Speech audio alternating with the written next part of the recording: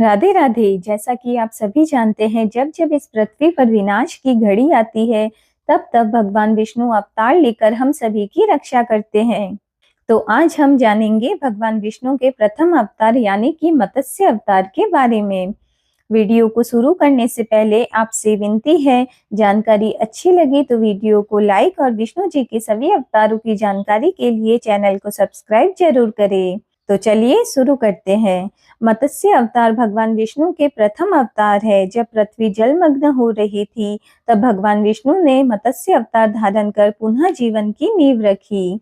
पुराणों के अनुसार मनु नामक एक राजा हुए। राजा मनु सत्यव्रत नाम से प्रसिद्ध थे। राजा सत्यव्रत पुण्यात्मा तो थे ही, बड़े उदार हृदय के भी थे। प्रभात का समय था, सूर्योदय हो चुका था। राजा सत्यव्रत कृतमाला नदी में स्नान कर रहे थे। उन्होंने स्नान करने के पश्चात जब तर्पण के लिए अंजलि में जल लिया, तो अंजलि में जल के साथ एक छोटी सी मछली भी आ गई। राजा सत्यव्रत ने मछली को नदी के जल में छोड़ दिया। तब मछली बोली, हे राजन, जल के बड़े बड़े जीव छोटे छोटे जीवों को मारकर खा जाते हैं। अवश्य कोई जीव मुझे भी मारकर खा जाएगा। कृपा करके मेरे प्राणों की रक्षा कीजिए। राजा सत्यव्रत के हृदय में दया उत्पन्न हो उठी। राजा ने मछली को अपने कमंडल में रख लिया और घर पहुंचते ही मछली का आकार बढ़ने लगा और वह कमंडल में नहीं समा पा रही थी। तो राजा ने उसको एक बड़े से पात्र में जल के साथ रख दिया। पर यह क्या, जल्दी ही वह पात्र भी छोटा पड़ने लगा। तो राजा ने एक बड़े से जल कुंड में मछली को रखने का आदेश दिया। फिर जल कुंड भी मत्स्य के लिए छोटा दिखाई देने लगा। विद्वान राजा समझ गया कि यह कोई साधारण मछली नहीं है, अवश्य ही यह कोई देव है। और राजा ने मछली रूपी देव से अपने असली रूप में आने के लिए प्रार्थना की। राजा की प्रार्थना पर भगवान विष्णु प्रकट हुए और राजा से बोले कि हे राजन, हयग्रीव नामक दैत्य ने वेदों को चुरा लिया है। जगत में चारों ओर अज्ञान और अधर्म का अंधकार फैला हुआ है। मैंने हयग्रीव को मारने के लिए मत्स्य रूप का धारण किया है। आज से 7 दिन बाद पृथ्वी पर जल प्रलय होगी। संपूर्ण पृथ्वी जलमग्न हो जाएगी।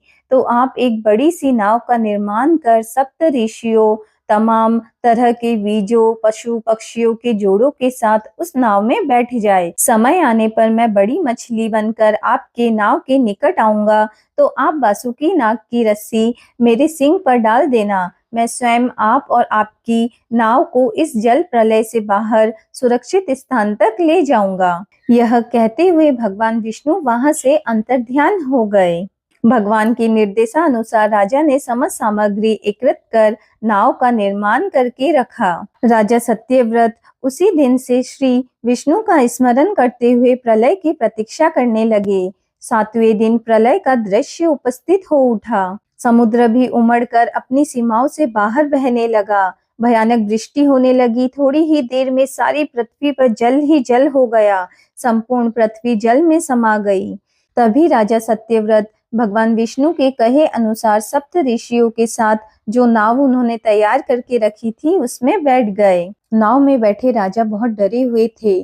तब राजा और सप्त ऋषियों ने भगवान विष्णु को याद किया। कुछ समय पश्चात एक बड़ी मछली नाव के इर्द गिर्द चक्कर लगाने लगी। इस मछली के मस्तक पर एक बड़ा सिंह दृष्टिगोचर हो रहा था और राजा ने, जैसे भगवान ने पहले ही निर्देश दिया था, वासुकी नाग की रस्सी बना इस सिंह पर डाल दी।